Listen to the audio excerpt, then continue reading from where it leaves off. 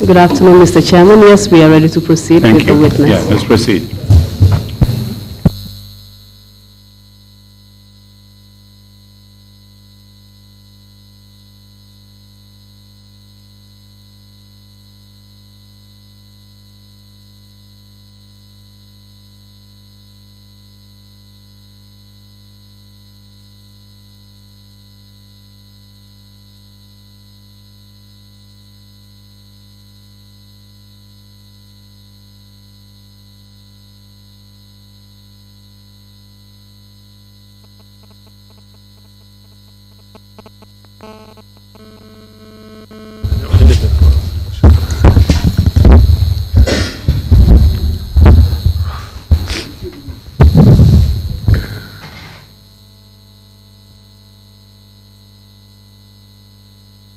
Good afternoon, Mr. MBAYE.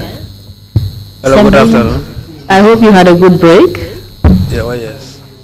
I would advise you to relax and just be at ease, be yourself. I'm aware of the fact that you normally wake up at 2 p.m. every day in the afternoon, so maybe you were not awake in the morning. So please try and wake yourself up and give us a good testimony. Okay, just feel free. Be yourself and be at ease. I would also like to also remind you about the interpretation, just to wait for my questions to be interpreted in the local languages and in English first before you respond. Okay? And I would just like to give you a brief recap of the things that of your testimony rather. You've mentioned your experience of the 10th April student demonstrations and the injuries that you subsequently sustained as a result of a gunshot wound to your neck. Dama la bëgg fàttali li nga xam ne moom lañ fi jot a waxtaanee wax nga fetel bi nga xam ne moom lañ la fetel ak gaañu gaañu bi nga xam ne moom nga ci jëlee ci sa baat bi. Thank you, Madam Interpreter. Sorry, I keep on reminding the witness and I'm forgetting myself. That's okay. Yes, you also had damage to your spinal cord and you've explained the complications that caused the treatment you received at RVTH. Metit beeg yàqu-yàqu bi nga am ci sa yaxi diggi gannaaw bi ak it faju bi nga xam ne yaa ngi ko doon fajoo ci lopitaan bu mag bi nekk ci Banjul loolu tam jot nañ koo waxtaanee.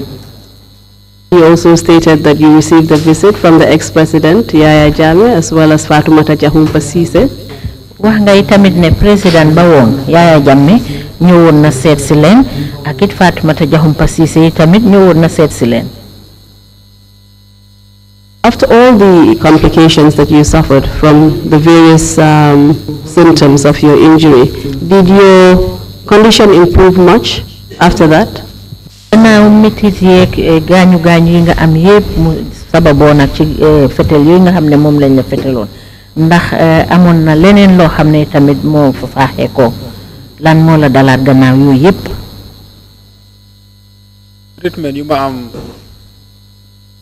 am bu ma nekkee si Gambia si l'hôpital bi foofu noonu moom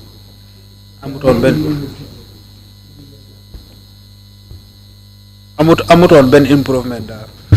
The treatment I got at the hospital in the Gambia did not improve my condition. What happened to your bed sores? Did you have any complications from that?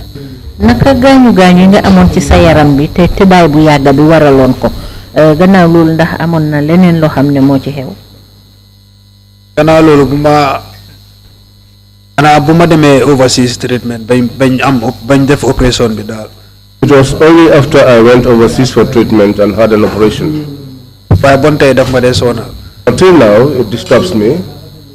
And when did you go for this overseas treatment and where did you go? Fan nga demoon faju ju bitim réew ak fan nga demoon? Year 2000 boobu noonu laa dem overseas treatment Egypt laa dem overseas treatment.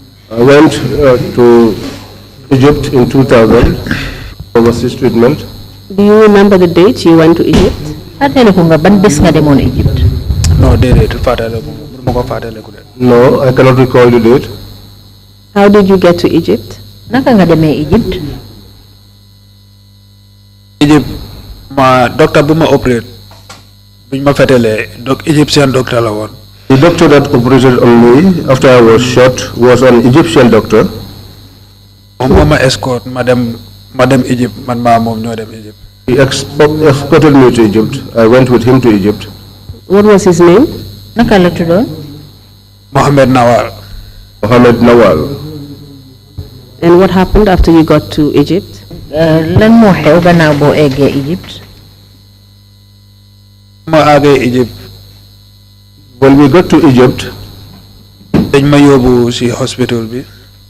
they took me to the hospital. I dooraat procedure bi starting from zero. And started the procedure again from zero.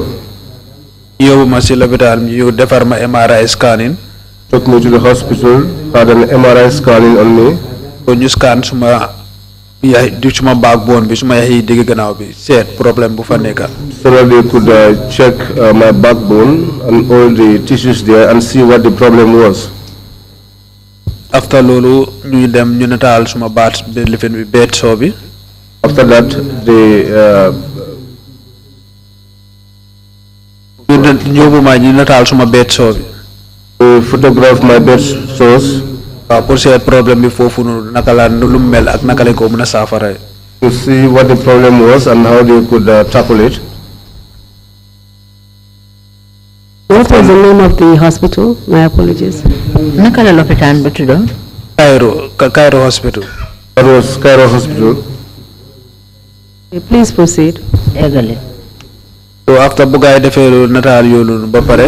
After they conducted that X-ray, si la ma gaay yóbbu operation. that was after they took me to the operation. And what operation was done?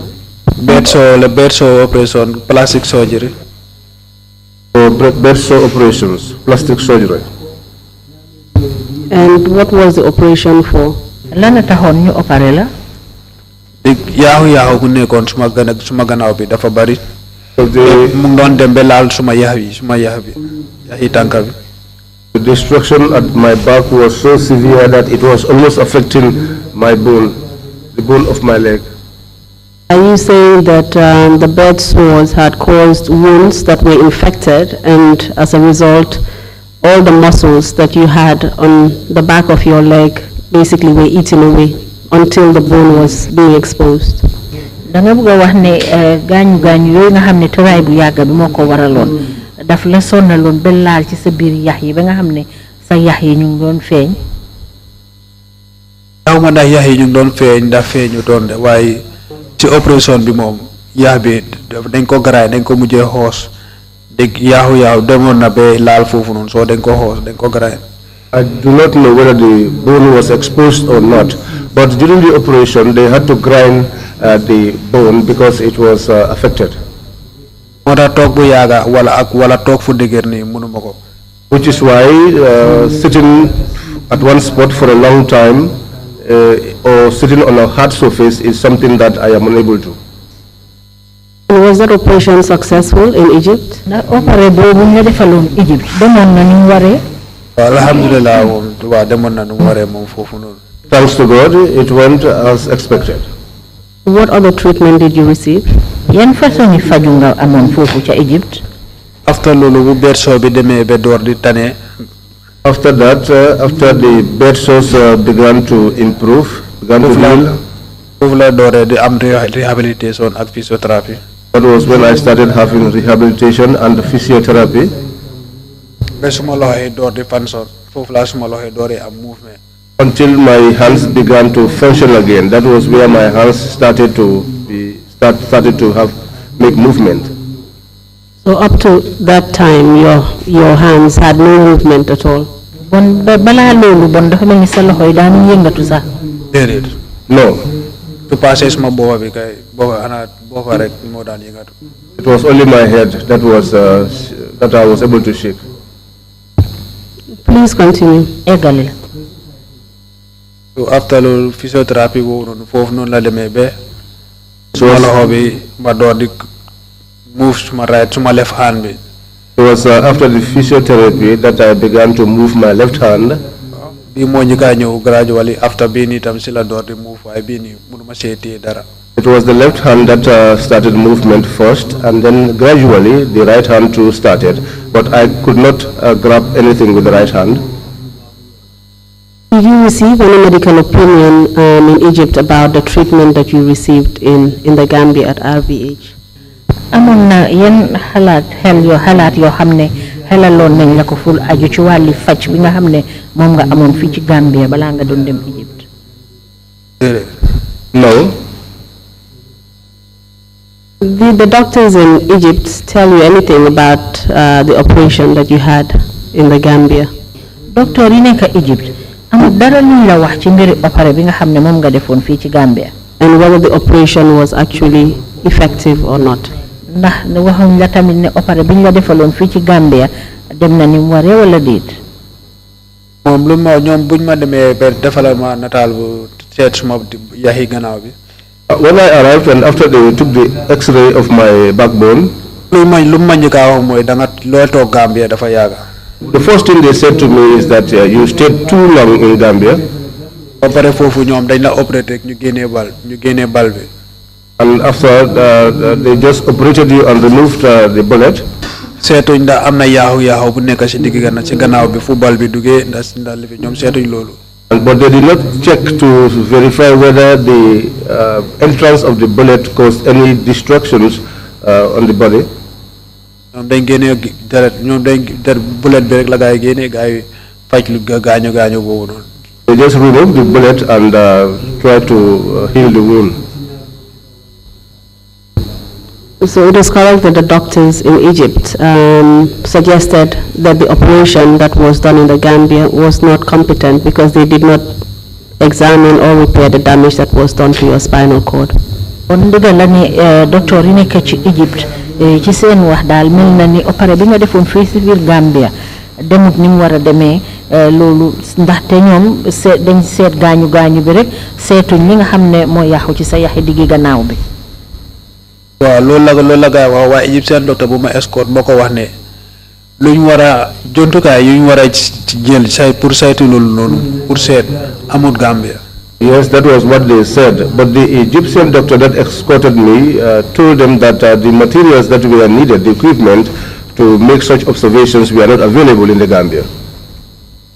Can you tell us the state of medical care in Egypt, and can you compare the hospital in Cairo that you went to RVTH?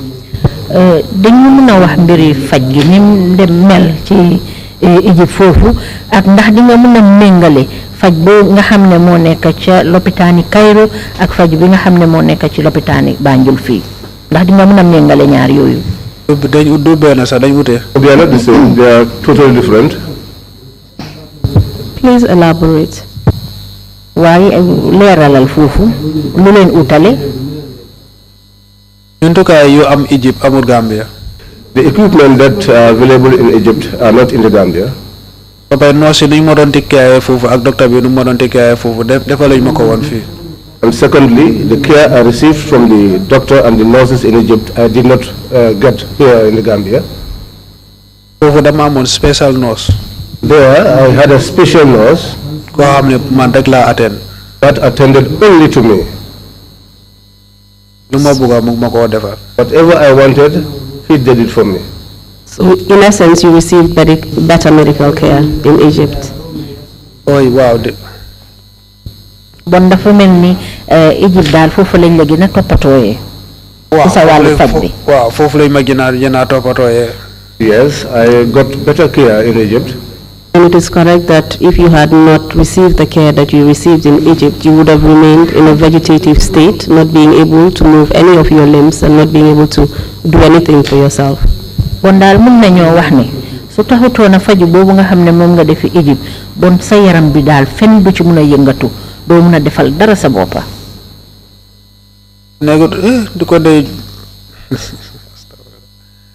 ñu ngi leneen la ñoo wax kay fu mu nekk nii lu wutee lii nii. Then today, a different thing would have been talked about than what is happening today. Can you tell us if you are the only one who benefited from this treatment in Egypt? dañ ñu mën a wax ndax yow kenn rek yaa jëriñoo ci faj boobu nga xam ne moom la ñoo fajee ca Egypte. déedéet nekku man kenn rek a fa nekkoon nag de. No, I wasn't alone. man maa njëkkaa dem waaye after loolu Séni ak Abdou Karim Séni ak Hassan Souare ñoom ñëw nañ fekka ma fa. I was the first to go, but after Seni and Hassan Souare joined me. Please tell us the full name of Séni. wax ñu Séni moom da day santaam. Séni Senghor Hassan Souare. Seni Senghor and Hassan Souare. Do you know anything about the medical treatment they received in Egypt? xam nga ñoom yan façon faju lañ fa am. Séni xam naa ne am na fa opération daal. I know that Seni had an operation there. What about Hassan? Do you know anything about him? Hassan Souare? Hassan no Hassan amu fa opération. Hassan did not have any operation. And how long did you remain in Egypt, all three of you? yan àpp ngeen toog foofu ca Égypte yéen ñett yëpp. man maa njëkkaa dem man am naa fa daal almost 4 months. I was the first to go, and I had about 4 months there. May I just refer you to Exhibit 0075 and Exhibit 0075B, just so you can identify who these people are in the photograph. mun naa laa woon nga seet ci nataal yi ndax di nga mun a xàmmee ñan nekk ci kayiti seede yi ñoo wax 0075 ak 0075 bi ñu won la ko nga seet. These were photographs tendered by Hassan Souare, who state that you, him, and Séni Senghor were together in Egypt, and you took a photograph at the hospital ward where you were admitted. lii Hassan moo ñu ko fi jox mu ne nataal bi yéen a ngi ko jëleen foofu ca lopitaan ba jamono ji nga xamee ne yow yaa moom ak Séni yéen a ngi doon faju foofu ci Egypte. Can you confirm that you're the one in the photograph together with Hassan Souare and Séni Senghor? waaw dëgg la. Yes, it's true. Thank you very much. Mr. Usher, kindly show the exhibits to the commissioners.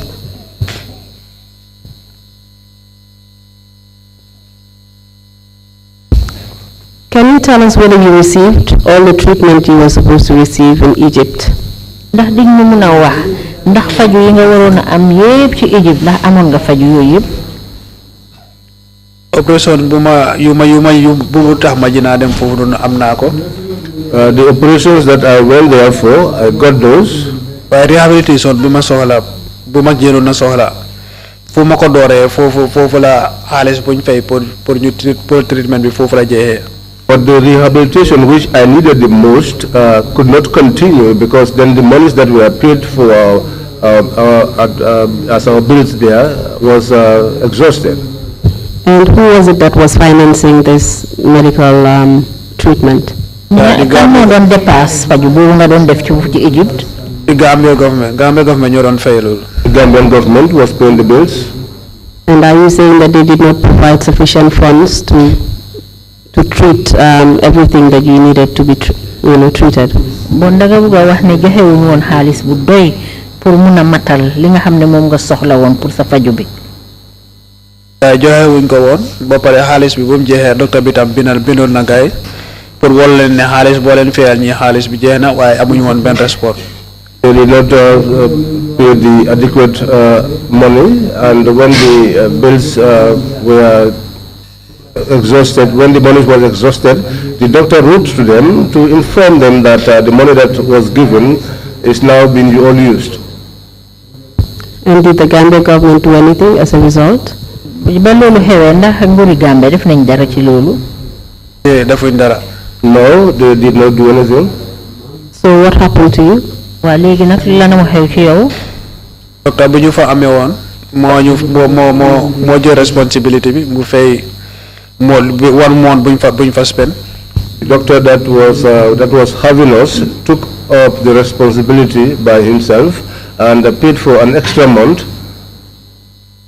And who is this doctor? kan mooy docteur boobu. Dr. Baha. Dr. Baha. Can you just tell us what treatment he actually paid for? dañu mun a wax yan faju la leen docteur Baha fayaloon. Momo fayal physiotherapy bu moron am fofu nonu moko fay. He paid for the physiotherapy that I was having there. And this is the physiotherapy which enabled you to make use of your limbs, as you explained before. Physiotherapy bobu mo taxone sa loxo yi mëna yëngatu. Wow, motax sama loxo yi mëna yëngatu fofu. Yes, that was the reason for my hands regaining movement. Did the doctor do anything else? Doctor bi amul leneen lum defaat. Kay xana buñ dooree physiotherapy boobu noonu ba. Yes, after we ñoom seeni door di tane. After we started the physiotherapy and until Sini and Hassan began to improve health-wise. Daf ñu boole ak nijaayam. He linked up with his uncle. Pour mu ñoo jàngal dara foofu noonu. So that he could come and be teaching us Islamic studies. Essentially, he was like a father figure to you in Egypt. Bon dal dafa melni mom dafa melone ni sen papa la won fofu ca Egypt. Wow, dëgg la kay. Yes, that's true. That's true. Daf ñu daloon ustaas bu ñoo ñëw gaari daan ñëw sama room ñoo fekk ma foofu noonu foofu lañ daan jàngee dara. He secured an ustaz for us, an Islamic scholar who would come and meet us in our rooms and teach us Islamic studies. Every Thursday, Friday, daf ñu daan bàyyee téléphone am bi pour ñu mën a communicate ak suñu famille si. And also every Thursday and Friday he will leave his telephone with us so that we could communicate with our families back in Gambia. Did the Gambia government give you any money, pocket money, that you would have used to communicate with your family otherwise? Nguri Gambia joxon nañ leen ben xaalis boo xam ne di ngeen ko mën a jëfoo pour jokkoo ak seen mbokk yeeg nekk fii ci biir Gambia. ku bañ pour nga travel pour nga dem overseas treatment ak sa family member kooku noonu du la jox pocket money. Someone that has not allowed a family member of yours to go with you for overseas treatment would not give you any money to communicate back with the family. So you're saying that no family member was allowed to travel with you, so you were there on your own without any family? Bon da wax ne nangu woon sa ben mbokk àndaa yow yaa fa nekkoon rek ànduloo ben mbokk. Wow. Yes. Man doctor bu ma escort 2 weeks la spend ak man si l'hôpital bi foofu noonu mu dem mu bàyyi ma fa. The doctor that escorted me only spent 2 weeks with me at the hospital and then he went away. Mbuba yu ma yóbbu foofu noonu bu ma dem dañ dugg si ward bi maa ngi nelaw ñu sàcca mbuba yu ma yóbbu foofu noonu yëpp. The clothes that I took, they got penetrated into the ward and they took those clothes and stole those clothes away. After doctor bi moo demaat soppeek mu jëndal ma mbuba yu ma daan sol bu ma nekkee foofu. But after the doctor went and shopped for some clothes and those were the ones that I used while I was there. You said you were 17 years old at that time. How did it make you feel to be in a foreign country without any family members? Nga ne jamono boobu fukki at ak juróom ñaar nga amoon naka meloon ci yow nga nekk ci réew moo xam ne gan nga fa te nekkuloo fa sa benn mbokk. Naxar rek the communication sa woon problème la. It was hardship. In fact, communication was a problem. Lu nekk da nga wax ñu ko translate. Whatever you say, they will have to translate it for you. Bu ma fa nekkee man kenn docteur bi daf ma bindaloon yëpp si kayit so man lu ma bugga dama or noos bi ba noos bi ak si ma won ko lii lu mu binda daf ko binda si English ba pare mu translate ko si arab so man lu ma bugga dam koo won dama teg suma baaraam bi foofu ne ko lii laa bugga moom moo xam ne kii lii la soxla mu defal ma ko. So what I need, the doctor used to write it on paper, and so when the nurse comes, she will, sorry, can you say it again? Sorry. Docteur bi dafa binda lu ma dee soxla yëpp si bés bi daf ko binda in English and in Arabic. So whatever I needed for the day, the doctor will write it in English and in Arabic. So man lu ma soxla dama or nurse bi ba nurse bi ñëw ma teg suma baaraam si man lu ma soxla. So whatever I needed, I will call the nurse, and when the nurse comes, I will point on the item that I needed. Waaw moom mu xool ko mu translate ko si Arabic moo xam ne kii lii la soxla. So the nurse will translate that item that I've pointed to in Arabic. So what eventually happened to you in Egypt? Lan moo xew ci yow ba nga nekkee Egypt? Dégguma bu baax lu. Ba nga nekkee Egypt gannaaw yi nga wax ni yëpp lan a xew? Dara xew si dara. Nothing happened. Did you eventually complete your treatment and return home? matalon nga sa faju wi nga de ñibisi waat Gambia. Faju bi matul de non la ñibisee Gambia. The treatment was not complete, and that was how I returned back to the Gambia. Did you return alone? Yow kenn yaa delsi. Déedéet man kenn ak njël siwuma de. No, I did not return alone. Who did you return with? Yaa kana wàññeeku si waat. Man ma Asan Suware ak Seni Senghor ñoo ñëwandoor. Myself, Hassan, and the senior came along. Ba pare lu ñu si jëloon lañ naxari mooy. And secondly, what hurt us the most was Lu ñu fayal ba mu jeexee bu docteur bi bindee Gambia government pour gars yi respond ñu. after they paid for us until that money was exhausted, and the doctor wrote back to the Gambia government Pour gars yi fay ñu jekkali suñ treatment bi gars yi tontu wuñu. so that they could make another payments and enable us to complete our treatment, but there was no response from the Gambia government. Waaye bu docteur bi bindee pour request suñu air tickets. But when the doctor wrote requesting for return tickets, They respond immediately. they responded immediately. Which means they were in a hurry for you to come back home. Bon mu mel ni ñoom dañ yàkkamti woon ngeen ñibbisi. Waaw loolu la gars yi yàkkamti woon de ñu ñibbisi. That was what they wanted. They wanted us to hasten our return. And when you were going, you mentioned you had an escort, Dr. Nawa, who was the doctor who operated on you in the Gambia. Did you have any escort when you were going back? Nga ne ba ngaa dem amoon na ku leen gunge woon muy docteur bi nga xam ne moo la opéré woon fii bi nga nekkee Gambia. Léegi bi ngeen a wàññeeku si waat nag ndax am na beneen docteur boo xam ne wala kenn baal koo xam ne gunge na leen pour ngeen ñibbi si waat. Ñoo ñibbisi ñun ñoo indi suñu boppa. When we were returning back, we brought ourselves. What was your condition at that point? Naka nga meloon jamono jooju bi nga wàññeeku si waat. Di métti rek ni temps boobu noonu bed soo bi hilit hil boo xam ne dinaa mën a toog bu yàgga. I was feeling pain because the bed sores were not completely healed so that I could sit for a long time. And how were you moving? Naka nga doon yëngatu.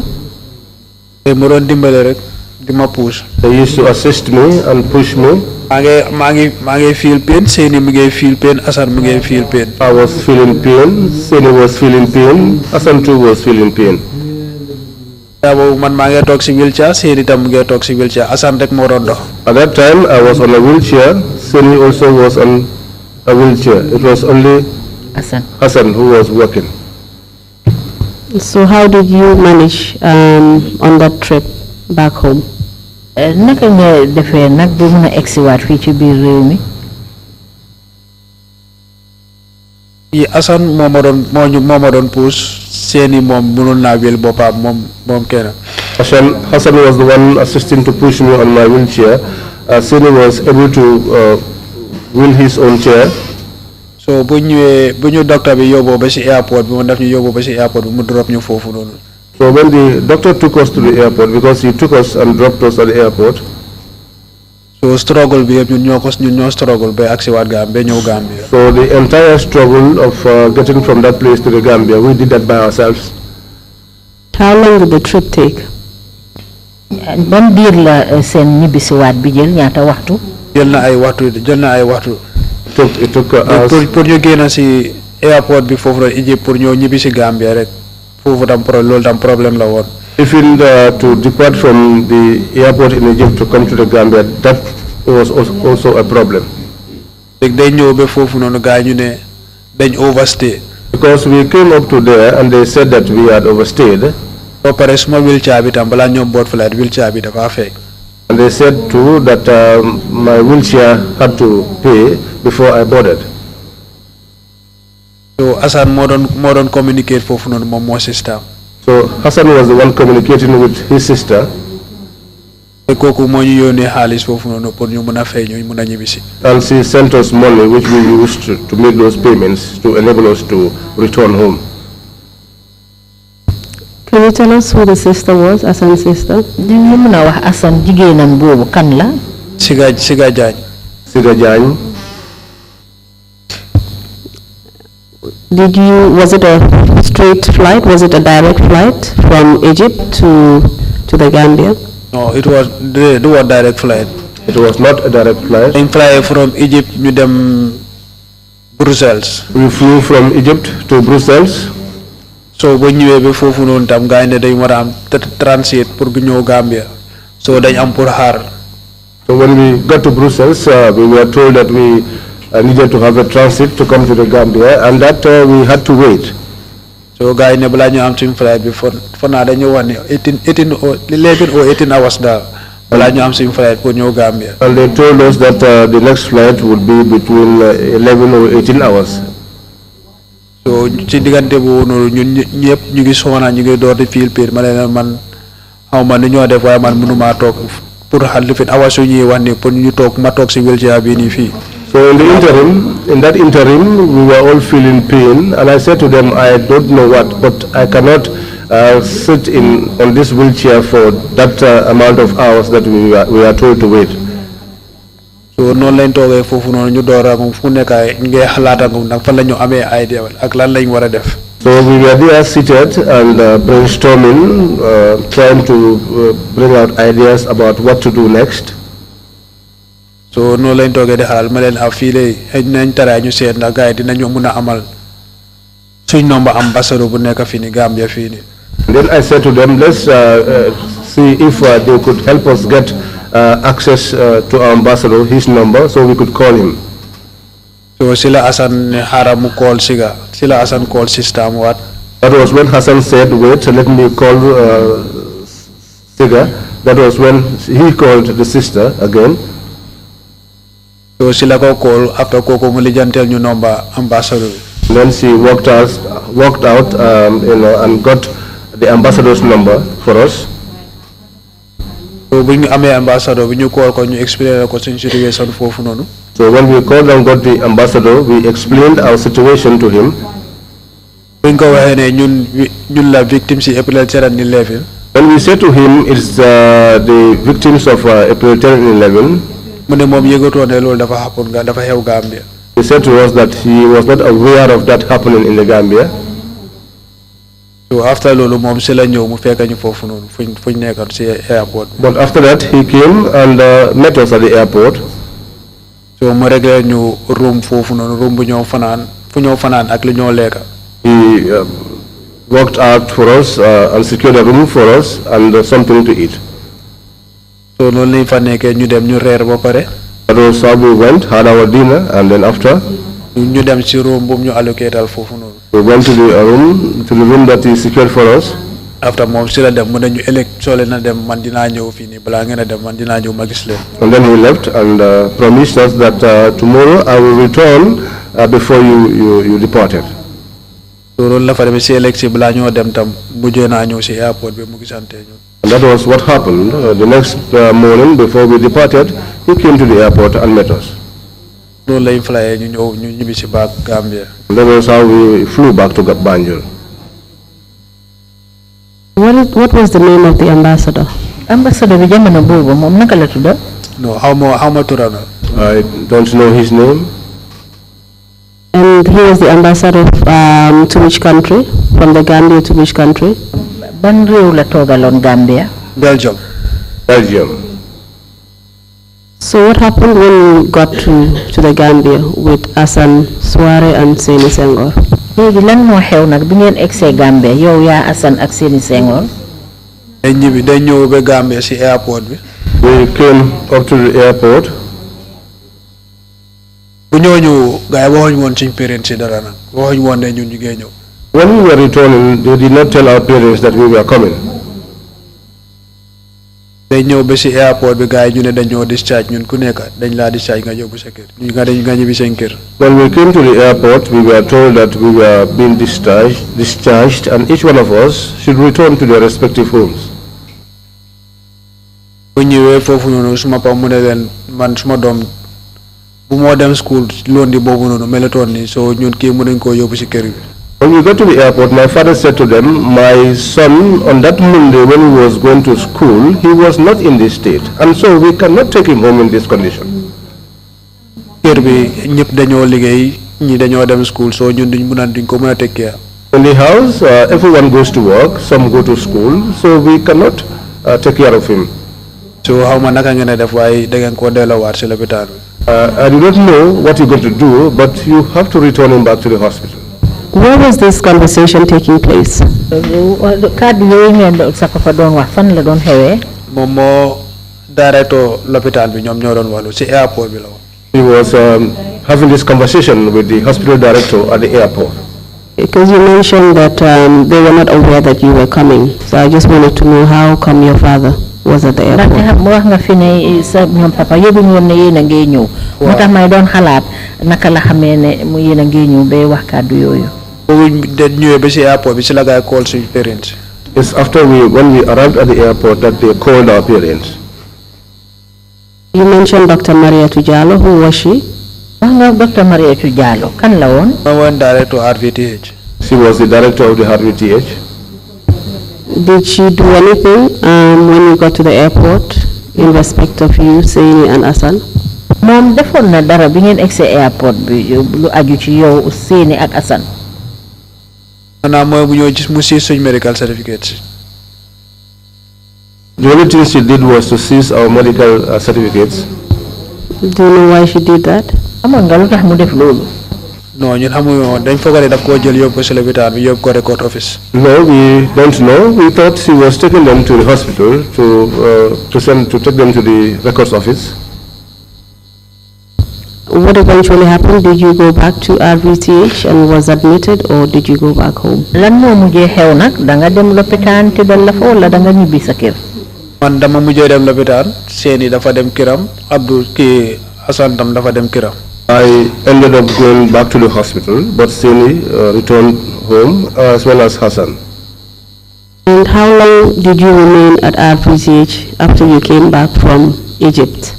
Yow ban diir nga toog ci lopitaan bi gannaaw boo dellusiwaatee Egypte. bu ma yóbbu RVTH day ma dem ñu yóbbu ma private block room 1. When I got to the RVH, I was taken to the private block, room 1. ma nekk foofu ba year 2000. I was there. ba 2001. I was there until 2001. après si la am suma second trip bi to Scotland. That was when I got my second trip to Scotland. How did that second trip to Scotland come about? Sa ñaareeli yoon boobu nga jëm Scotland naka la ñëwee. Yaya Jammeh dafa ñëwoon si lopitaan bi seet si former vice president time boobu mu ngi admit foofu noonu moom moo jëkkëram. Yaya Jammeh came to the hospital to check on the former vice president whose husband was admitted at the hospital at the time. Is that the ex-president Yaya Jammeh? Ex-president Yaya Jammeh ak ex-vice president Aïssatou Ndiaye Seydi. Ex-president Yaya Jammeh and the ex-vice president. Please proceed. so bu mu ñëwee seet si ñooñu fekk student time stampede dafa amoon si stadium bi during the inter-schools competition. So when he came to check on those people, at the time there was a student stampede at the Independence Stadium. so bu mu ñëwee seet si Aïssatou Ndiaye Seydi si lopitaan bi foofu ay jëkkëram. So when he came to visit Aïssatou Ndiaye Seydi and her husband at the hospital, si la ko wax ne man maa ngi admit foofu noonu man maa ngi room 1. that was when she told him that I was admitted there and that I was in room 1.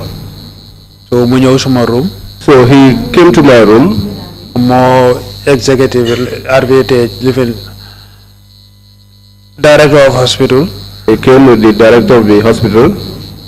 I ñëw suma room guy visit ma. They came to my room and visited me. Who was the director of the hospital? Kan moo woon director bi ci lopitaan bi. By then something Fops moo fa nekkoon sister pastor Fops. At that time there was a person by the surname of Forbes. I think she was a sister to Pastor Forbes. Please proceed. So si la ñëw mu ne gaa evacuate ma gaa yóbbu ma overseas treatment. That was when he said that I should be evacuated and taken for overseas treatment. Did the ex-president Yaya Jammeh have any interaction with you at that point when he came to visit you? Jamono boobu président ba woon Yaya Jammeh bi mu ñëwee seet si la da am na yenn kàddu yoo xam ne waxtaan na ko ak yow. bu mu ñëwee dafa fekk man maa ngi tëdda joxe gannaaw maa ngi jàkkaarloo maraaj bi. When he came, I was lying facing the wall. My back was facing him. after mu dimbali ma olbatiku. So he helped me to turn around. Did he turn you around? moom ci boppam moo la ëlbati. déedéet moo suma jarbaat bu nekkoon foofu maa suma jarbaat bu nekkoon foofu noonu ñoo ma dimbale ma ëlbate ko. No, he and my nephew who was there, they helped me to turn around. So after mu téye suma loxo bi. After he held my hand. muy wax directeur lopitaan bi foofu noonu ñoom ñaar ñuy waxtaan. And they were communicating with the director of the hospital there. si la ko wax ne na ma gaa yóbbu overseas treatment. It was there that he said to her that I should be taken overseas for treatment. man bu ma waxa man yëpp tontuwuma ko. But all the time that he was speaking to me, I did not respond to him. Did you feel that the ex-president was being genuine by holding your hand and actually turning you to face him? Président bi woon lim téye woon sa loxo bi di la ulbati pour nga jàkkaarloo ak moom ndax foogoon nga ne loolu moom lu déggu la woon. gëmuma loolu. I don't believe that. So he recommended that you should go for another overseas treatment to Scotland. So what happened next? léegi moom ci la joxe ndigal ne da nga war a dem faju juwaat Scotland gannaaw loolu nag lana xew. gannaaw loolu gaa yóbbu ne ma Scotland ma dem naa Scotland. After that, I went to Scotland. Where did you go in Scotland? fan nga demoon ci Scotland. Nineville Hospital, Dundee. Nineville Hospital in Dundee. Did you go with anyone? àndoon nga kenn. waaw demoon naa ak bu ma dem amoon naa escort. Yes, when I was going, I had an escort. Was your escort? ana la gunge woon. Tumani Bojang moo ma escort bu ma dem. I was escorted by Tumani Bojang. And who was he? kooku. mu doon liggéey ci lopitaan bi la doon liggéey. He works at the hospital. Did he remain with you during your treatment in Scotland? moom demal bi nga faju foofu ci Scotland dafa desoon ak yow. dafa dem ñu àggal ci lopitaan bi mu drop ma foofu noonu mu bàyyi ma fa. We went to the hospital, he dropped me there, and he left me there. Was he meant to do that? loolu la waroon a def. déedéet dafa war na nekk man foofu noonu de. No, he supposed to be there with me. When did he return? kañ la dellu si. bés bu ma déposité ci lopitaan bi ci laa ko gëj a gis bés bu ñu ma dischargé. The day that he deposited me at the hospital was the last day I saw him until the day that I was discharged. So the trip was essentially a holiday for him. He disappeared and came back. bon daal dafa mel ni moom gunge boobu mu la gunge woon daf ko defoon holiday am rek gannaaw gi ci la dellu si waat. waaw foofu kay ñun ñëpp holiday lañ demoon. There I can say that all of us were on holiday. Please tell us why you say so, because I believe you mentioned that you were supposed to be going for a medical trip. wax ñu lu tax nga wax loolu ndax man yaakaar naa ne yow da nga demoon pour faju ji. medical treatment boo xam ne da nga dem foofu kenn faju la kenn laalu la kenn defu la dara. A medical treatment which you know that you go there and nobody will do anything to you, nobody will touch you. How did this come to be? What happened? lu tax loolu xew naka la xewee. medical treatment bi xaalis buñ ma fayal pour ma dem faju foofu noonu. ñoom buñ maa yi utal bu ñoo dul fay lopitaan bi xanaa ñoom dañ fogoon ñoo xamuy woon ne ñu ngi am bor ci lopitaan bi foofu noonu. The amount of money that they paid for me, when they were paying that money, were they not aware of the fact that, in fact, they had some debts to settle in that hospital? So what happened with the money that they sent for your treatment? léegi xaalis bi ñu yónnee woon pour yow nga faju nag. tubaab kenn du ko na. The white man, no one fools him. dañ ma fay xaalis ma dem ba foofu noonu. ñoom accept everything. They paid my bills for me. They accepted everything. I went up to there. so bu ma demee foofu noonu ñu ne ma balaa ñu naa faj dañoo fay suñ bor yi ba pare. They said to me, before we will treat you, we will recover our debt. so xaalis bi ma fayal ma dem treatment foofu noonu gaa jël ko gaa fay seen bor yi. So the money that was paid for my treatment was what was taken to reimburse that debt. So man bu ma nekk lu ma nekk si lopitaan bi foofu yëpp suma deret rek lañ musa test. So in all of my stay in the hospital, the only thing that I ever got was for them testing my blood. So that was a complete waste of funds and a waste of time. You went all the way there and you received no valuable treatment. Bon dafa melni sa demam fofu yaaxa nañ xaalis yaaxa sa waxtu dem nga ba foofu te amuloo benn faj bi nga war a fajoo. Waaw noonu la fa demee rek. Yes, that was how things were. Dañ bëggoon a fay bor rek du yaaxa xaalis. They wanted to repay their debt. I don't think they wanted, they wasted money. And how difficult or easy was it for you to move from Gambia to Scotland in your state? Ci anam yi nga meloon ci jamono boobu naka la meloon pour nga jógee Gambia dem ba Scotland. maa dem foofu noonu condition bu ma jógee Egypte du noonu laa demee foofu noonu. I went to Scotland in the same condition that I came back from Egypt. bu maa dem foofu noonu dama yaakaaroon ne maa ngi jógee naa si naar maa ngi dem si tubaab su maa ñëw ne leen laay ñëwee. As I was going, I was hopeful that I came from the Arab world and I was going to the hands of the Europeans.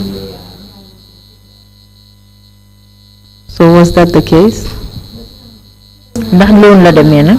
So noonu laa demee nu ma demee noonu laa ñibbisee. But eventually, I returned the same way I left. So there was no benefit at all to that trip. Bon dafa mel ni sa demam Scotland moom amutoon benn njëriñ. amutoon benn njëriñ naxaar laa ñibbisee. Had no benefits. I came back hot. Sorry, can you repeat what you said? ma ne amutoon benn njëriñ naxaar laa ñibbisee. It had no use. I came back hot. What happened when you came back? When you returned to the Gambia? Bi nga dellusiwaatee Gambia lana xew. wala maa dellu si Gambia dañ ma jëlee si lopitaan bi foofu noonu ñu dem yóbbu ma si government quarters ñu denc ma nobba ma foofu noonu. Before I returned back to the Gambia, I was picked from the hospital and taken to the government quarters, and I was hidden there. ak condition bi ma nekkee woon foofu noonu dañ ma jël ñu dugal ma si coach si boos lañ ma dugal. And in the condition that I was in, I was taken and put inside a bus. 12 hours maa ngi si biir boos mu ngi daw from Dundee to London. And I was in that bus for 12 hours from Dundee to London. ak condition bi ma nekkee woon foofu noonu toog bu baax sax mënuma koo toog. And in the state of the condition that I was in, where I was not even able to sit properly. aw ma painkiller aw ma dara noonu lañ ma dugalee si boos bi for 12 hours. I had no painkillers, I had nothing, and I was put in that bus for 12 hours. During these long journeys, you mentioned, your journey from Egypt to Gambia as well as this one from Scotland to the Gambia. How did you manage in regard to toilet facilities? yoon yu guddo yooyu nga xam ne ci nga jaar jógee Egypte ñëw Gambia jógee Scotland ñëw Gambia naka nga doon toppatooyee sa bopp bu fekkee ne soxla nga sa bopp pour dem àll ba. amoo woon benn toppatoo. I had no care. So how did you... noonu laa sofee ba ma àgga foofu noonu. That was how I suffered until I got there. How did you manage naka nga daan def if you needed to use the toilet? soo buggee dem ci wanag bi. yëpp maa ngi use urine bag catheter. All of that time I was using a urine bag and pampers. And were you able to change this urine bag as well as the pampers? sa mbuus yooyu nga doon sawee ak pampers yi nga doon jëfoo ndax mënoon nga koo wecci. No, they did. No. Please tell us what happened after you returned to the Gambia. léegi gannaaw boo dellusiwaatee Gambia lan a xew. boo ñëwee jógee Gambia dama delluwaat straight si lopitaan dañ ma bëggoon a discharge waaye suma papa tam the same thing lu mu defoon bu ma jógee Egypte loolu la defaat dafa bañ. When I returned back to the Gambia, they had attempted to discharge me, but for the second time, my father stood his grounds and insisted that I be returned back to hospital, just as he did when I came back from Egypt. So is that what happened? You returned to RVH? ndax looloo xew da nga delluwaat ci lopitaan bi. waaw dama delluwaat RVTH ga delloo ma si room bu ma nekkoon room 1. Yes, I returned to the RVTH and I was returned back to the same room that I was in, room 1. Can you tell us what the total amount of time you spent at RVH was. ñu mun a wax ci mbooloo seen yëpp yan àpp nga nekk ci lopitaan mag boobu ci Banjul. nekk naa fa 3 years. I was there for 3 years. 2000 to 2003. From 2000 to 2003. RVH essentially became your home. dafa mel ni yow lopitaan ba moom sa dëkkuwaay la woon. waaw foofu laa dëkkoon. Yes, I lived there. foofu laa dëkkoon ba ñu ma fa diggaloon su gaay génne si bëccëg booy dañu ne woon booy taay yi ne ngay xëy lopitaan. Sorry, can you repeat that? ñu ma fa nekkaloon ñu ma diggaloon foofu noonu. Those that I was there with, dañ yaaga si lopitaan bi ak man ba suñ génnee si booy si biti sax booy de nit yi dañ leen daan tooñ ji la wane yéen a ngay xëy lopitaan. they took so much time in the hospital that when they went out, the people used to tell them that you think of hospital. These boys you refer to, were they your friends? Boy si nga wax ni ndax sa ay xarit lañ. am na ñoo xam ne suma xarit lañ am na ñoo xam ne maa ñoom ñoo dikkoon. Some of them, suma jarbaat lañ waaye age mates lañ man maa leen mag ñoom ñaar ñëpp waaye age mates lañ. some of them were my friends, some were those that we lived with, some of them were my nephews, but I was older than them. Were they taking care of you at the hospital? ñoom ñu ngi la doon toppatoo ci lopitaan bi. waaw ñoom ñoo nekkoon si lopitaan ñoo fa dikkoon. Yes. ñoo maa dimbale ñoo maa defal everything ñoo maa sanga ñoo maa solal ñoo maa tëral ñoo maa ekkati ñoo maa yóbbu fu maa dem ñoom ñoo ma ko woon ñoo maa yóbbu. I lived with them in the hospital. They will bathe me, they will clothe me, they will pick me up and do everything for me. So essentially you were admitted at the hospital, but you received no service from the nurses or doctors. kon dafa mel ni daal yow dañ la tëral ci lopitaan bi waaye nag amuloo benn ndimbal yoo xam ne mu ngi bàyyeekoo ci docteur yi ak nurse yi. man lu ma nekk lopitaan bi génn fa noos musuma sanga. For the entire time that I was at the hospital until I left, no nurse has ever noos musuma jox ma lekka musuma defar dara. no nurse has ever bathed me or given me food to eat. Before you eventually left RVH, did you experience any difficulties at all? balaa nga bàyyeekoo RVH ci lopitaan bi ndax am na yenn jafe-jafe yoo xam ne yaa ngi ko doon am. waaw maa doon am ay jafe-jafe. Yes, I had some difficulties. léegi bu ma faa nekk maa doon jekkali rehabilité massage treatment bu ma daan am bu ma daan am foofu massage maa doon jekkali massage ak rehabilitation waaye loolu dafa mujjee stop. Yes, because at the time that I was there, I was near the completion of my massage and the physiotherapy that I was receiving, but that also had to stop. And why did that stop? lan a tax loolu dagga. benn bés laa toog ma dem massage ma dem physiotherapy fuñ ma dem massage. One day I went to the physiotherapy where I used to have my massage. bu ma dem massage mu ne ma dañ receive executive order tey de from State House. So the one that did the massage to me said to me that they received an executive order that day from the State House. mu ne ma ne ko executive order bu jógee State House lu ñu ne lan la gaay wax. And I said to the guy, executive order from the State House, what does it say? mu ne ma ñu ne ñu ba kenn bu mu la laal ñu bàyyi di la treat léegi yéen seen case bi political case la. He said to me that it says that no one should touch you, we should stop treating you because your case is a political case. Do you know what that meant? xam nga loolu lu mu tekki. xamoo loolu lu mu teg. I did not know what that meant. Do you know where the executive order emanated from? State House la jóge. It came from the State House. Who in particular at the State House? kan la ci State House. keneen nit moo fa dëkka. State House, only one person resides there. Okay, please enlighten us. leeralal foofu. borom xaftaan bu nekkoon foofu. The owner of the Haftan who was there. Yeah, please, some of us might not know. Tell us who this borom xaftaan is. xëy na ñun xamuñ wax ni borom xaftaan bi kan la. ok borom love book bi kon. The owner of the love book then. I see you're very awake now, YUSPHA. parce que xanaa fi mu nekk eewu nga lool. Please tell us the name. wax ñu tur bi rek. Family. Family. What is his normal name? lan mooy turam dëgga. James Junku. James Junku. Are you referring to ex-President Yahya Jammeh? Yes. Yes. Thank you very much.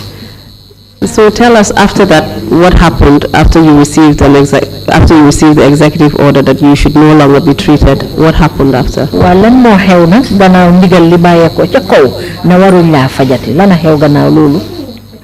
dara xewut maa ngi miin lopitaan. may xarit. Nothing happened because at that time I was used to the hospital. I've developed some friends. I had some friends there. So léegi dañ ma boole benn tubaab bu fa nekkoon di volunteer tubaab boobu noonu moom ma doon massage. So they linked me up with one European who was working at a hospital, and he was giving me massage. You mentioned initially that when you came back from Egypt, your medical documents were seized by Dr. Maria Tujalo. Did you eventually receive those back? waxoon nga fi ci gannaaw ne bi nga jógee ko Egypte ñëw kayit yi nga xam ne xibaar yi ngeen doon fajoo yëpp fa lañ ko bindoon Mariétou Diallo daf ko jël gannaaw bi ndax jotaat ngeen ko. noonu lañ see am wante. We did not have them back. Did you make any attempts to get them? ndax defoon ngeen ay pexe pour jot ci. lu nekk lañ def pour jot si ba soona gaa ñi ne ñoom gisuñ ko. We did all our efforts to recover them, but we were told that the documents were not seen. suñ bëggee documents yooyu dañoo bind request letter. They said that if we wanted those documents back, we had to write a request letter. So ñu bind request letter boobu noonu. So we wrote that request letter. After lu ñu respond bi mooy. But after the response they gave us was that affaire li fi medical certificates yi nekkuñ record office. The medical certificates, we are not at the records office. nañ dem medical and health ñu request ko foofu noonu. That we should go to medical and health and request for them there. Please proceed. So buñ demee medical and health ñoom tam the same thing la ñu koy wax soo leen bëggee loolu da nga dem president office. So when we got to the medical and health, it was the same thing. They said to us, if you want them, you must go to the president's office. Please proceed. So ñu dem president office moom access musu ñoom access foofu. As for the president's office, we never got access to it. What efforts did you make to get access to the president's office? yan jéego nga ngeen jël pour mun a egga ci president's office. Letter lañ doon binda. We used to write letters. Did you make any other efforts apart from writing letters? gannaaw letter yooyu ngeen doon binda am na leen loo leen def. letter open letter to the newspapers taxutam ñu am benn response. We wrote an open letter to the newspaper, but that did not matter. So you petitioned the president privately at State House, and you also went to the newspapers and published open letters to him. man nit bind ngeen président bi yónnee ko lettre pour moom ci boppam dara xewut gannaaw loolu ngeen bindaat ci kayiti xibaar yi pour ubbi ko pour mu gis ko taxut dara xewaat benn tey. taxut dara xewut loolu dara xewut. Nothing happened. Do you believe that your request to see him was known to him? ndax gëmoon ngeen ne li ngeen doon sàkk pour gis ko ndax moom yëgoon na loolu. I don't know. I don't know anything about that. Did you eventually get any medical documents? gannaaw bi ndax amoon ngeen benn kayit lu aju seen xibaari faju yi mu bàyyeekoo ci arbitrage. déedéet amuñ dara. No, we got nothing.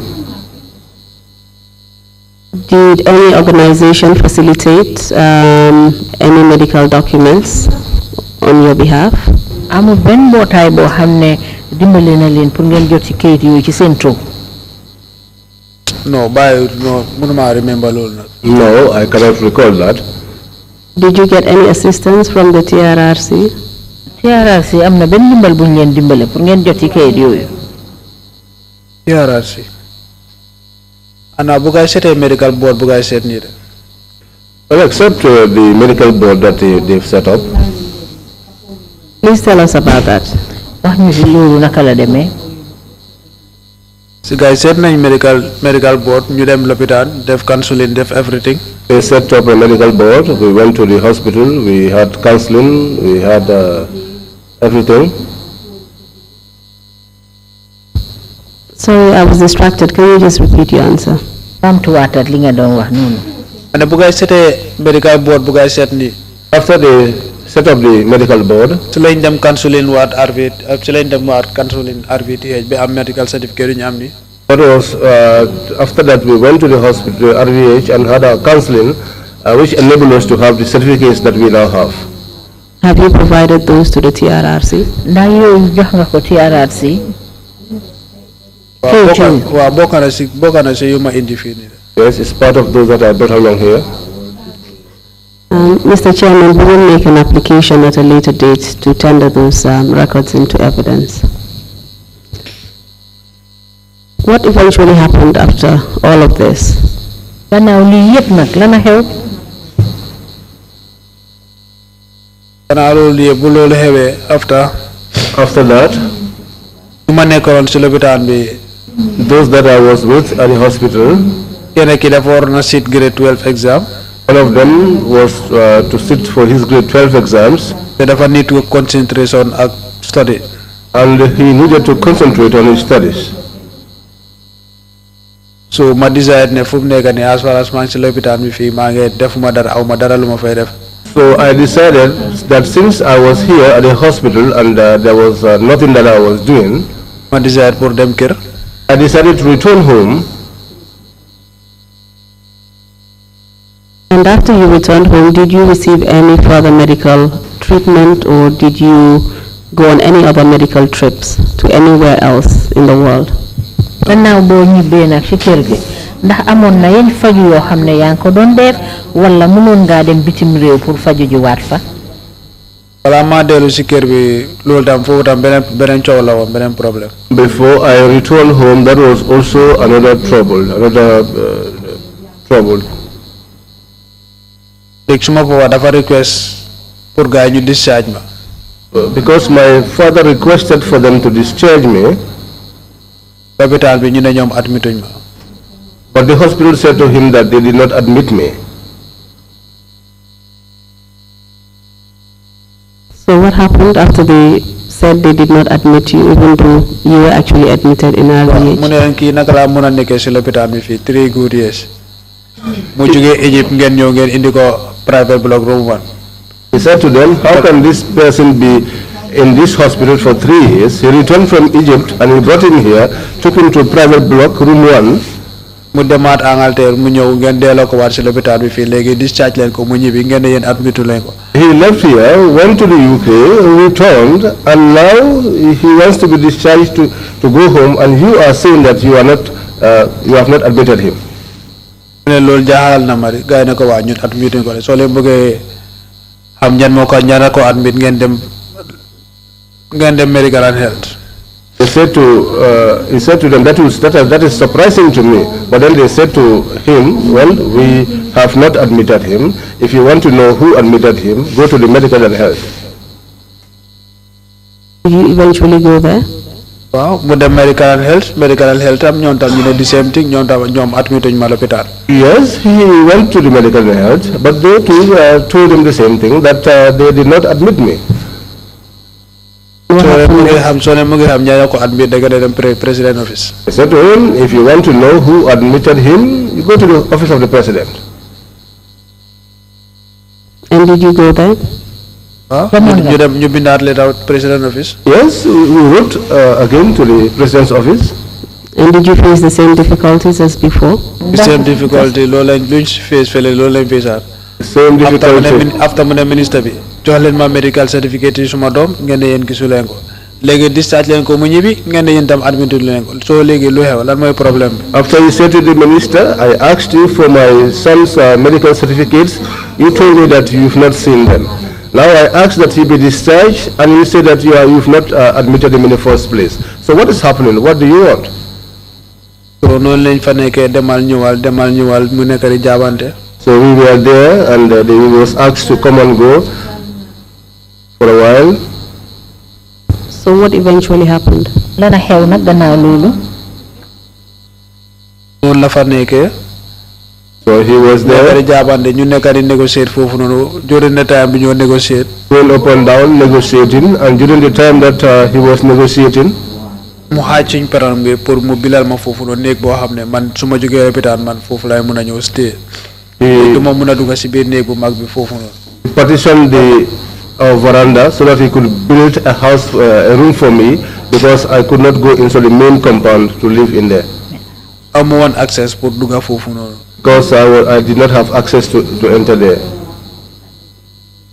So noonu la xaajee peron bi mu bilal ma foofu noonu néeg ba pare defal ma fa wanak.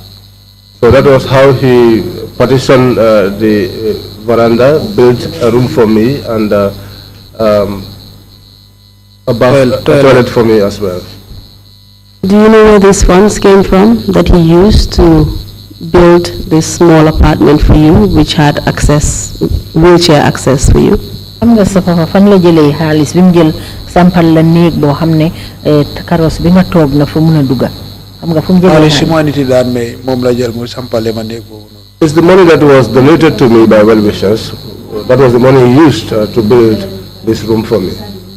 Did the government contribute to any of this? nguur gi def nañ ci dara ci loolu am na benn ndimbal buñ ci def. tranche sa dugg fa. Not even 25 of their money did not go in there. Did you receive any other kind of compensation from the Gambia government for the injuries you suffered? nguur gi am na benn ndàmpaay buñ la jox ci gaañu gaañu yi nga am. dara musuma see am dara. Nothing. I've never received anything from them. And those who are responsible for the condition you are in now, have they been dealt with? ñi nga xam ne ñoo la jëfoon jëf ji ba nga mel ni nga mel nii léegi ndax ñooñu jëflante nañ ak ñoom. jëflante wu ñoom dara de. You did nothing to them? ay dafa muñ leen dara bonte. You have not done anything to them up to date. Did you receive any other medical treatment sometime in 2015? Did anything happen? gannaaw yi yëpp nag ndax 2015 am na dara lu xew am na benn faju boo xam ne am nga ko. buñ ma dis maa ngi dellu kër 2003. I returned home in 2003. nekka suñ kër ak façon jafe-jafe bu nekka. I was in my house with all kinds of difficulties.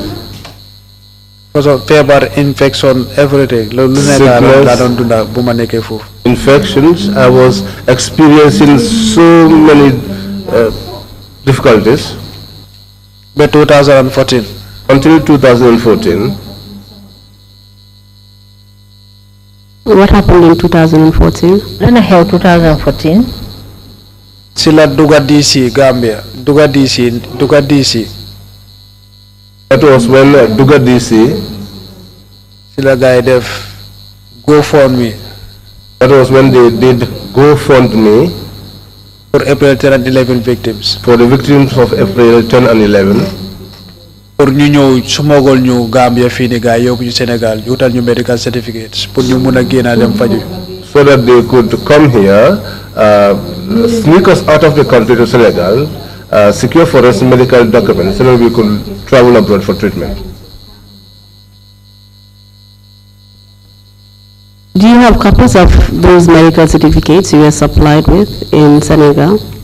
kayit yooyu la joxoon ci sa wàlli faju Sénégal ndax yaa ngi ko amoon. waaw maa ngi ko amee. Yes, I have them. Can you just tell us who Duga DC was? Who were they? dañu mën a wax ñan ñooy Duga DC. Duga DC dafa Gambian su nekk diaspora bi la ñu ngi America. These were Gambians in the diaspora in America. And what kind of interactions did you have with this particular organization? yan jokkalante nga amoon ak mbootaay bu Duga DC.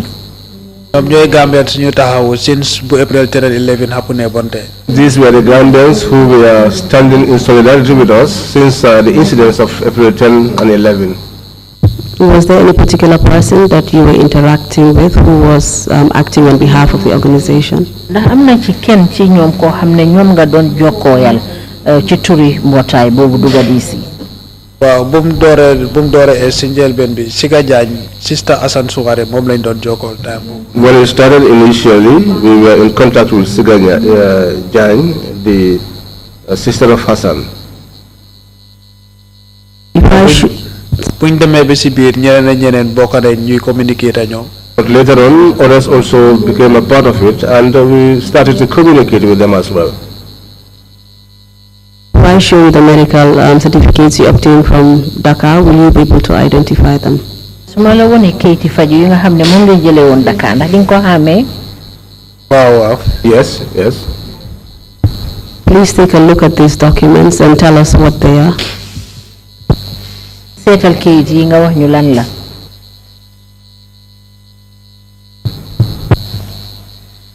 Wow, be hospital Grayof. Tell us the dates of each certificate and what hospital they emanated from. Kayit bu nekk fan la jógee ak yan bés la. 19 May 2015. 19th March 2015, From what hospital? Grayof, Hospital Grayof. from the Hospital Graev. Any other medical certificates that you have there?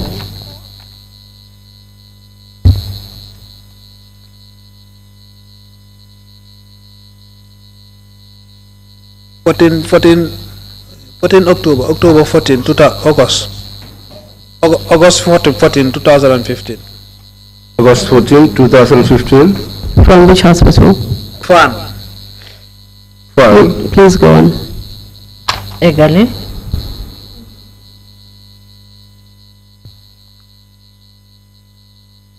December 2014. 12 December 2014. Which hospital? Ban lopitaan. Central Hospital. Central Hospital. And this was in Dakar? Yeah, this Bu one. itam Dakar la. Wow. Yes. What other documents do you have there? Yan kayit nga fa amaat ci wàllu faju bi.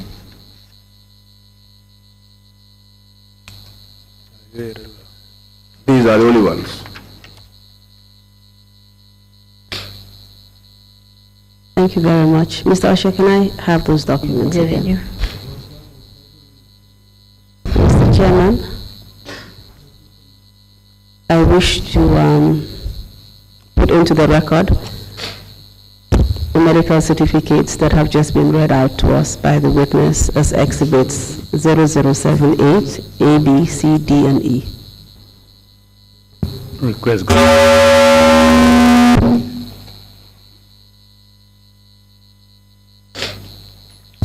My apologies. I was saying request granted. Thank you.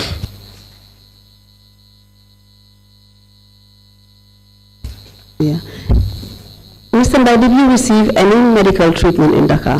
Mr. Mbaye ndax am na benn faju boo xam ne def nga ko Dakar.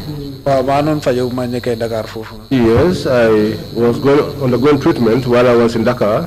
Please tell us what treatment you received. In brief, we're running out of time, unfortunately. Ci tënk rek. maa doon physiotherapy bu ma nekkee Dakar foofu noonu. I had physiotherapy while I was in Dakar. Did that improve your condition? Ndax loolu yokk na dara ci sa. Waaw yokk na dara ci suma wér-gu-yaram. Yes, it improved my health. And what particular improvement did that have? Yan yokkute la am ci sa yaram bi. maa ngi mun a yéeg si suma tànka yi fu mu nekk nii ba pare maa ngi mun a ekkati suma baaraam yi. Now I am able to feel my feet, and I'm also able to raise my fingers. Did you mean your fingers or your toes? My toes. My toes.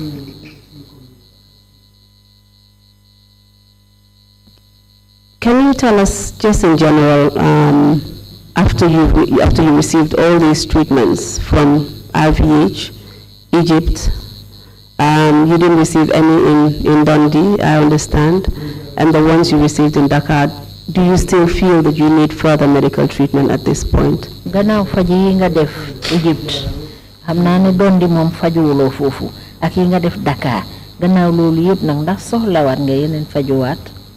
soxla naa yeneen fajukaay ni treatment yu ma dem yëpp benn complete. Yes, I am in need of further treatment because for all of the treatment that I have undergone, none of them is complete. Can you tell us if you know what kind of treatment you need? Ndax xam nga ban façon faju nga soxla fi mu nekk nii. Rehabilitation la jina need fu mu nekk nii. What I need most now is rehabilitation. And what would be the purpose of that rehabilitation? What would it help you to do? loolu soo ko defee lan la mun a dimbale pour nga def ko pour nga mun koo def ci yow. Rehabilitation boobu nga wax su fekkee ne def nga ko naka la mun a dimbalee. Mun na maa dimbale si lu bari mun na maa dimbale ma stop urine bag bu ma nekk di use mun na maa stop mun na maa dimbale pour ma stop ko. It can help me in so many ways. The urine bag that I am currently using, it can help me to stop using it. loolu moo gën a important si lu ma soxla fu mu nekk nii loolu moo gën a important. That is the most important thing that I need now. dama soxna si infection. I am tired of infections. Have you been using a urine bag for 19 years? Wow, for 19 good years maa ngi ko use fu mu nekk nii. I was using it for 19 good years. And the infection that you've had, which part of your body does it normally come from? From the urine bag. Comes from the urine bag. Please tell us what impact this whole experience has had on you. The 10th of April 2000 student demonstrations, the injuries that you incurred, the treatment that you've received, or the lack of treatment. Tell us the impact it's had on your health, on your life, the life of your family, those around you. wax ñu yan loraange la indil xew-xew bi amoon April 10th yan loraange la indil ci yow ci sa bopp yow ak sa njaboot gi ci wàlli faju yi nga xam ne def nañ la ko ak yiñ la waroon a faj te mënuñ la koo faj. Loolu def si man bari na trop. What it did to me is a lot. It changed my life totally. It has completely changed my life. Dama doon dem school pour njëriñ suma waajur njëriñ suma boppa. Because I was going to school so that I could better myself and also improve the lot of my parents. Nekka keneen si society bi. And become someone important in society.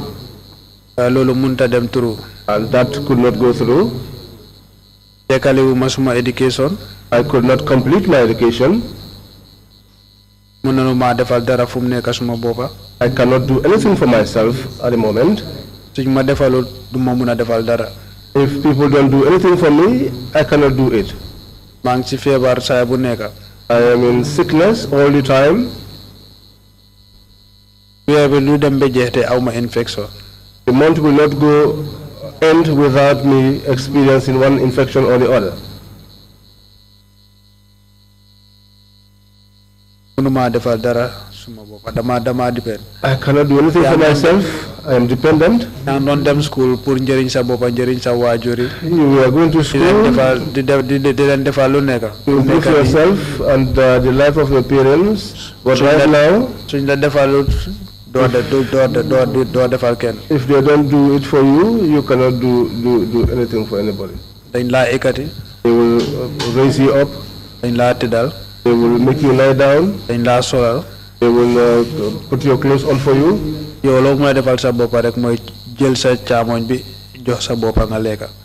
the only thing you can do to yourself is to use your right hand, pick up food and eat. Mr. Interpreter, I believe he said left hand. Oh, left hand, sorry. Please continue. Please proceed. Eggali.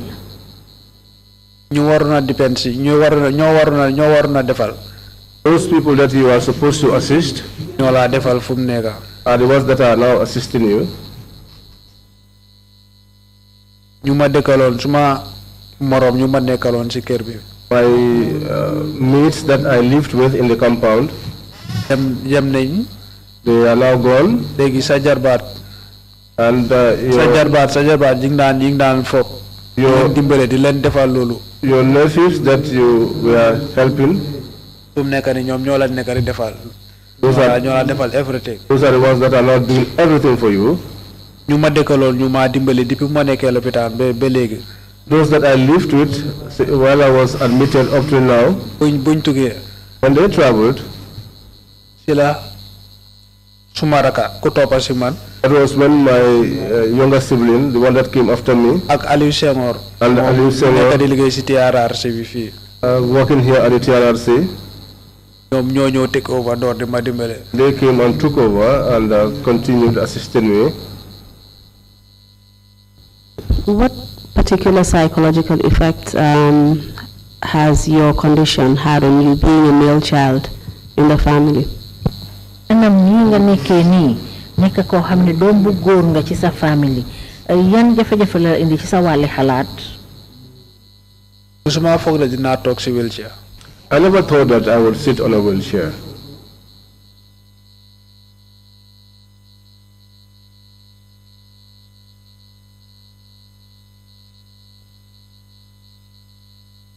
Please take your time. Dalal rek dalal.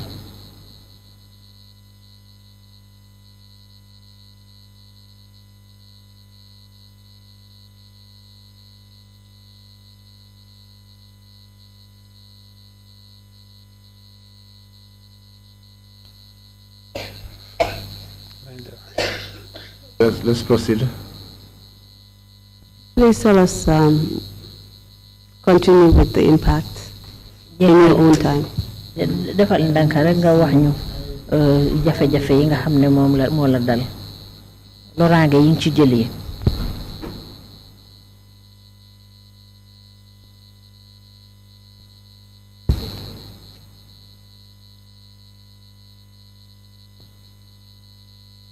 You promised me that you were not going to cry. Dang ma digoon ne doo jooy de.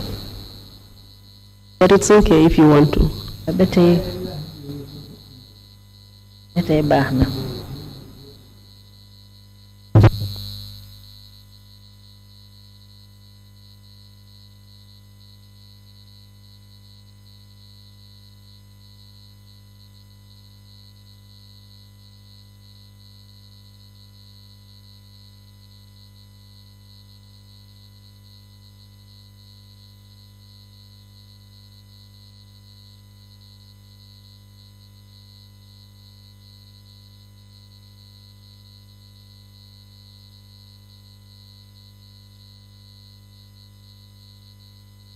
Mr. Chairman, the witness will need a few minutes. Thank you.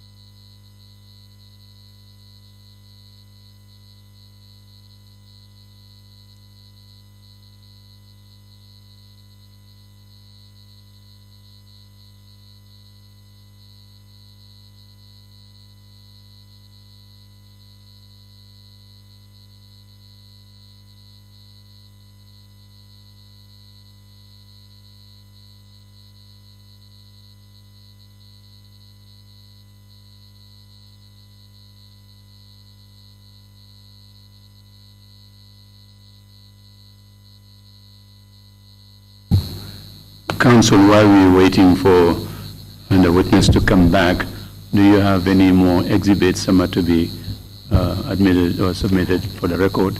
We can take care of that procedural thing. Not during this session. Thank you. But perhaps in closed session later on when we get additional documents from the witness. Splendid. Thank you very much.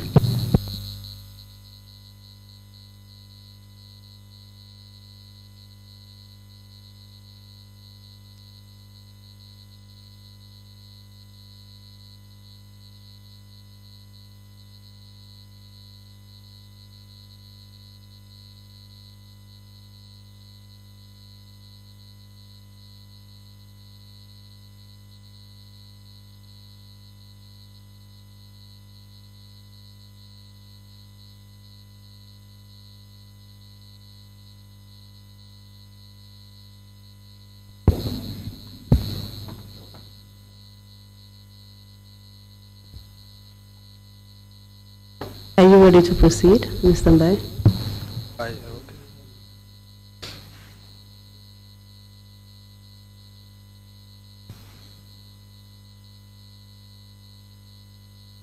Do you have any further impacts that you would like to tell us about before we conclude? am na leneen loo ñu mun a wax balaa ñu jeexal ci jafe-jafe yi nga xam ne lii indil na la ko. jafe-jafe yu ma jaar yëpp. All the difficulties that I encountered ak former president bi fi nekkoon. with the former president that was here, buñ ma ñëwee smuggle ba yóbbu ma si Dakar. when they came and smuggled me to Dakar, maa ngi jaajëfal ku ma jëlee Gambie smuggle ma yóbbu ma ba Dakar. I want to express my appreciation to the person that smuggled me from the Gambia to Dakar, mooy Sol Menga. and that is Sol Mbenga, yàlla rek laa ko bàyyi yàlla dina ko fay bu soobee yàlla. and I leave him with God, for God will reward him, God willing. ak Duga DC. And the Duga DC, ak Diaspora family bi ma am. and the Diaspora family that I have, su ma limee rek du baax. if I want to list names, it will not be good, waaye ñoom xam nañ seen boppa. but they know themselves. ak article 19 bu ma nekkee Sénégal medical certificate yu ma am yi ak fu ma dëkk yëpp article 19. And Article 19, the medical certificate that I have, and my place of stay, all of that was taken care of by them. ñoo ma doon fayal everything. They were paying everything for me. dama nekk Dakar for 3 good years. I was in Dakar for 3 good years. During the impasse. During the impasse, now President Barrow. President Barrow, Adama Barrow. Adama Barrow, impasse bi bu mu ñëwee Sénégal pour def swearing ceremony bi foofu noonu. when he came to Senegal for the swearing ceremony, dafa swear on Thursday. he swore on Thursday, Friday ñun Gambian su fa nekkoon ñu daje ak moom. and on Friday he met with the Gambians, those of us who were living in Senegal, King Fahad Hotel. at the King Fahad Hotel, ñu boole am ma moom ñu boole ma ak moom. and so they linked me up with him, ñu introduce ñu man ma moom. and I was introduced to him. nataal yu ma def ak moom. The pictures, the photo.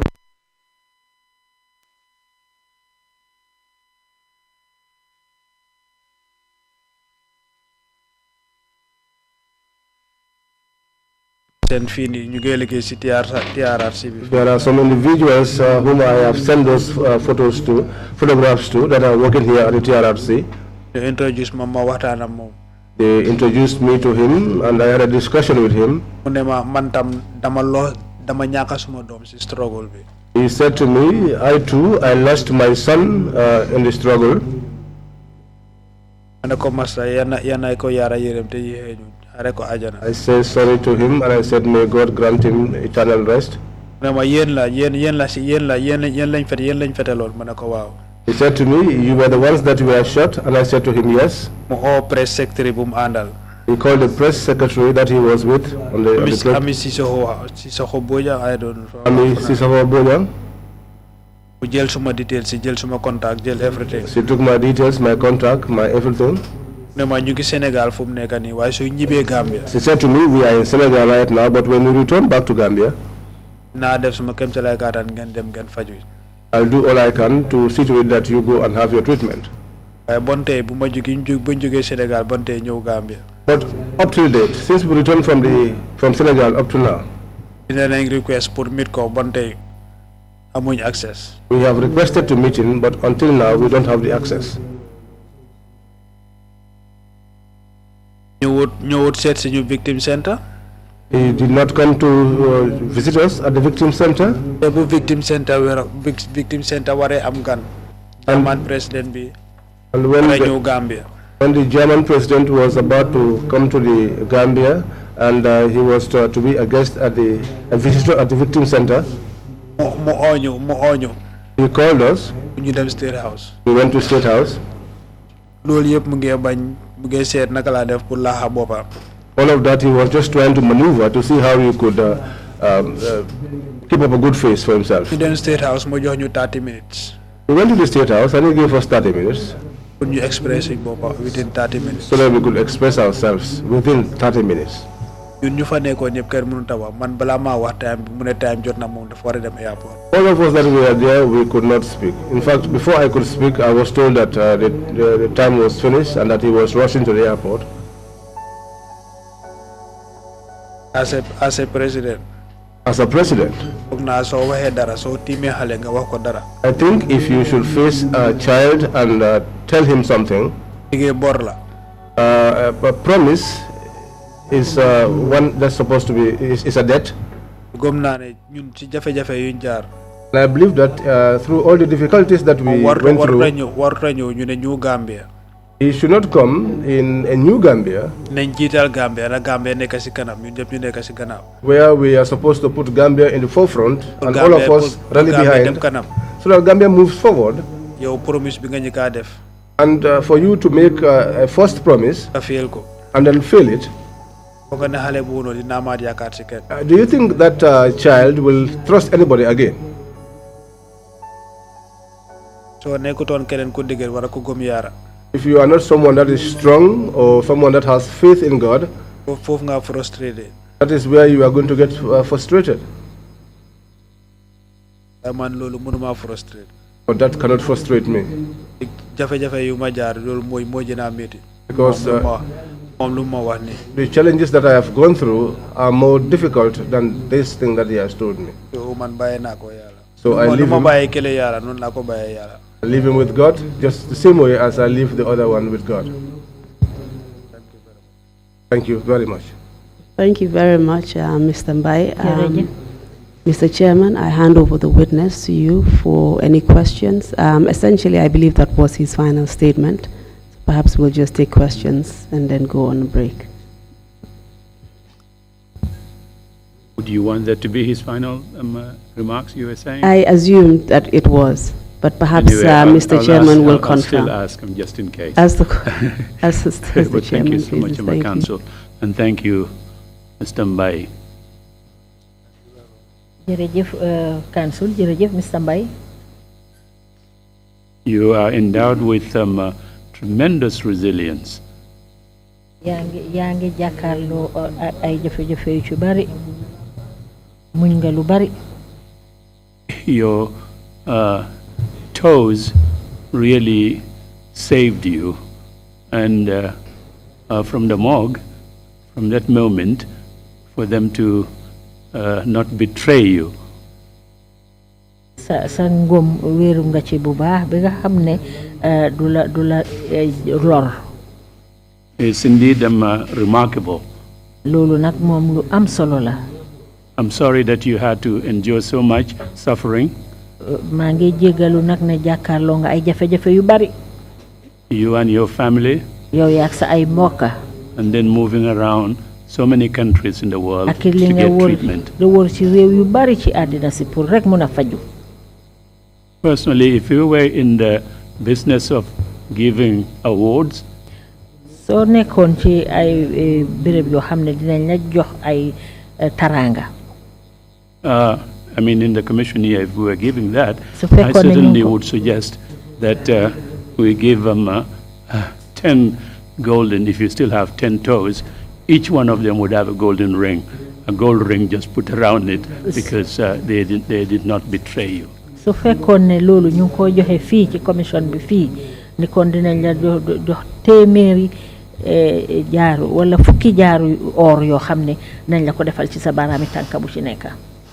But thank you enormously for coming to testify, and again, truly sorry about your suffering. ñu ngi laa gërëm nag bu baax ci li nga ñëw pour joxe fi sa ay seede te ñu ngi jég méttit lu bu baax a baax jafe-jafe yi nga xam ne jànkuwante nga ak moom.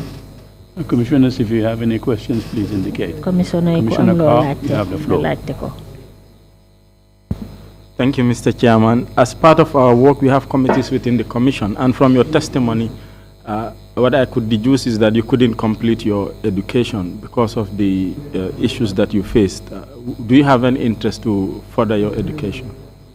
ñun nag fii ku ci nekk dafa am luñ la sas te man ci ni ma gisee sa kàddu dafa mel ni mënuloo jekkali sa njànga ndax fi mu nekk nii am nga ban xalaat pour jekkali sa njànga bi. waaw bëgg naa jekkali suma jàng kay. Yes, I would love to complete my education. Thank you, Mr. MBAYE. jërëjëf Mr. MBAYE. If there are no further questions from the commissioners, Mr. MBAYE, you have final remarks to make? If you do, please proceed. bu fekkee ne am nga yan kàddu yu mujj yoo fi bëgg a gaaral mun nga koo def ndaxte commission bi ñoom jeexal nañ laajte yi ñu la war a laaj. Okay, thank you very much. Thank you very much.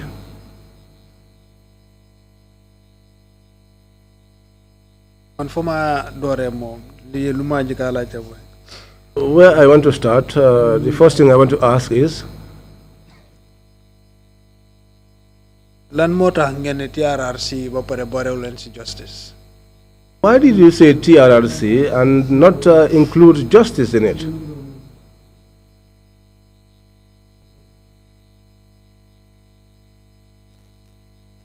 TRRC warta dem without justice. TRRC should not carry on without justice. Bala nga juboo ak nit foog nga am li nga bëgg. Before you can reconcile with someone, you must get what you want.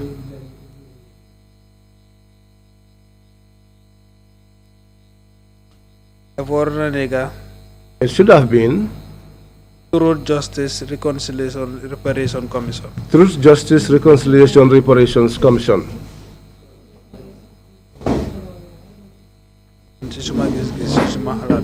In my own observation and in my limited wisdom, medical treatment. And secondly, what is the state that you are at, your position with our medical treatment? Minister of Justice Because for us, we have been troubled by the Minister of Justice. April 10 and 11 victims, what do you want to know TRRC? Those of us who are victims of April 10 and 11, we shouldn't have come to the TRRC. Commission report Because as for us, the report of our commission is out. Prosecute. What is left is for the prosecution of the individuals that have been mentioned in that report. But he did not do that. Up till date. And yet still he says he was behind us, he was the one fighting for us up till now. And that time he was not yet a minister. And now that he is a minister, Minister of Justice. Now that he is Minister of Justice, I think that you are now in a better position to fight for a case. And you have not done so. There has been a change of government. You celebrate April 10 and 11. We celebrated April 10 and 11. After that, after weeks, you petitioned Gambia government. We petitioned the Gambia government. We took it to his office. He accepted it. Up till date, we have no response. April 10 and 11 first year 2017. April 10 and 11 for the first year in 2017. Government make new statements. The government made a statement. A comment about April 10 and 11. About April 10 and 11. This year celebrating April 10 and 11. This year too, we celebrated April 10 and 11. Even a single statement from the Gambia government. And there has not been even a single statement from the Gambia government. All the political parties can make a statement on April 10 and 11. And all the political parties, none of them made a statement with regards to April 10 and 11. That's one another. That shows that that they have forgotten about our issue at the moment. They have nothing else to say about us. After that, we had the Jane Commission. When it was being established, they did not include us there. So now, by God's grace, we are in this one. What is left now? Everything. We witnessed everything. We know how things are going. White paper began. The white paper is out. ñun victims yi duñ bàyyee noonu Yaya Jammeh mu dem. Those of us who are victims, we will not leave Yaya Jammeh scot-free. dafa yomba torop. It's going to be very easy on his part.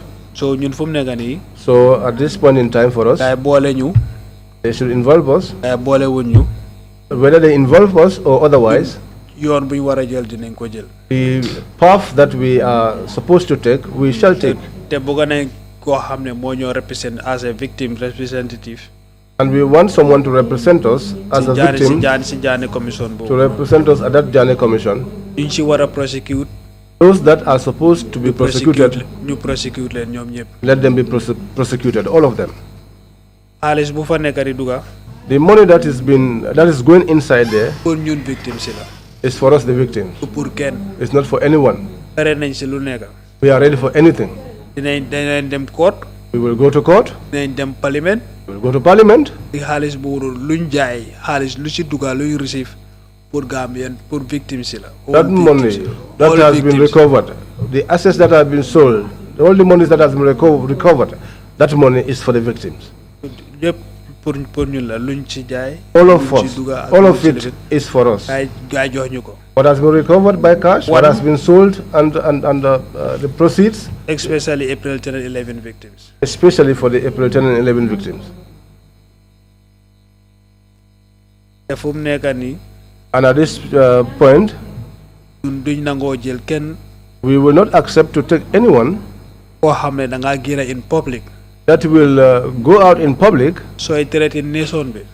And if you are threatening the nation, example towards April 10 and 11, and you use April 10 and 11 as an example, we will prosecute you. April 10 and 11 as example. Because victims of April 10 and 11, we do not see ourselves to be used as examples. We are heroes. We are heroes. And we should be accorded that respect of heroes. The Gambia government responsibility. And the Gambia government must take up its responsibility. What is their due? Their responsibility, they must do it. We did not come here to beg the Gambia government to do something for us. This is something that they have to take upon themselves and do. That is their responsibility. The hypocrisy in the Gambia is getting out of hand. And Barrow, let him do what he ought to do. We don't have time to wait for anything. 7 months before next April 10 and 11 to 2020. Right now, we are 7 months to the next anniversary of the April 10 and 11. 2020. In 2020. April 10 and 11, I'm 20 good years. That is, 2020 will be the 20th year of the incident of April 10 and 11. So responsibility. If he does not own up to his responsibility, we celebrate April 10 and 11. Well, we will not celebrate April 10 and 11. From GTTI by Westfield. Because we will not go to GTTI to say that we are going to march up to Westfield. We organize symposium. We will not organize symposium. We print t-shirt. We shall not print t-shirts. He will wake up in the morning and he will find us standing at the gates of the State House waiting for him. If he wishes, he gives orders, just as the other one did, for them to come and just finish us off. Yes. Because at the moment we are useless. We have nothing to fear too. Because Bintamane, Ibrahim Bare, what they did to them, so that we could be in this situation today of this new Gambia. If they did it today, tomorrow we will go out again on the streets. When we went out to protest, we were little kids. We put Gambia forward as we were all students. We didn't distinguish between a Jola or a Wolof, or this guy is a Fula or a Mandingo. As Gambia. We went out as Gambia to protest. protest. So nañ nekk benn. So let's be one Ñu jiital Gambia. and put Gambia forward Suñ bëggee dem kanam. if you want to progress. Wassalam. Thank you. you all.